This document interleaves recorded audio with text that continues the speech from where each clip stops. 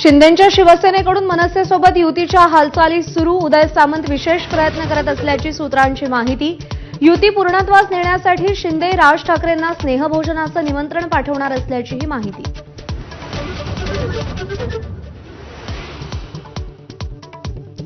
शिवसेनेचा 59वा वर्धापन दिन. मुंबईत ठाकरे आणि शिंदेंकडून मेळाव्याचं आयोजन. महापालिका निवडणुकीच्या पार्श्वभूमीवर दोन्ही शिवसेना प्रचाराचा नारळ फोडणार.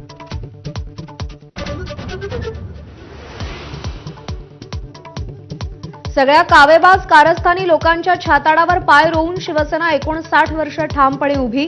दैनिक सामनातून विरोधकांना सणसणीत टोला. शिवसेना कदापि गुजरात व्यापारी पॅटर्न पुढे झुकणार नाही. भाजपलाही डिवचलं.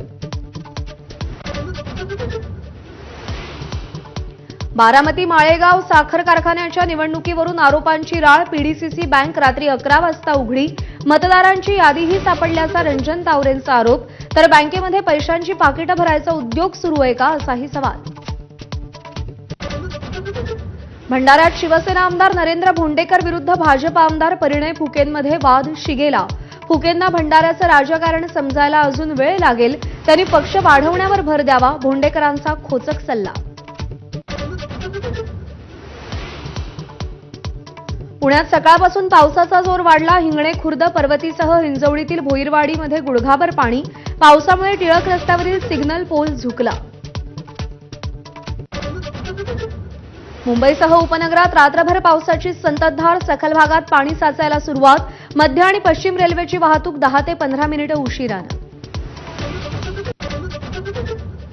रायगड जिल्ह्यात आज अतिवृष्टीचा इशारा. कुंडलिका नदीनं इशारा पातळी ओलांडल्यामुळे शाळांना सुट्टी जाहीर.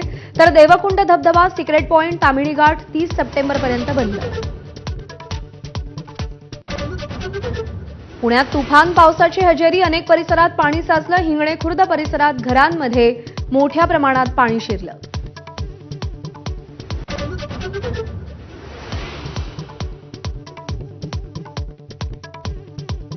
कोणत्याही परिस्थितीत शरण येणार नाही, इराणनं अमेरिकेला ठणकावलं. तर ट्रम्प आज रात्री 9 वाजता युद्धासंदर्भात मोठा निर्णय घेण्याची शक्यता. इस्रायल आणि भारताच्या लष्करी अधिकाऱ्यांशीही चर्चा.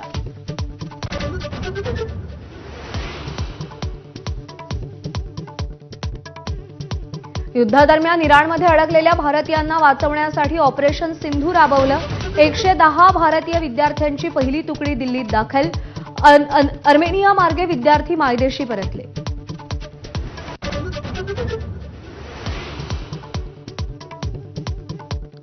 संतश्रेष्ठ ज्ञानेश्वर माऊलींची पालखी आज आळंदीतून पंढरपूरच्या दिशेनं प्रस्थान करणार. माऊलींच्या पालखी सोहळ्यासाठी अलंकापुरी सजली.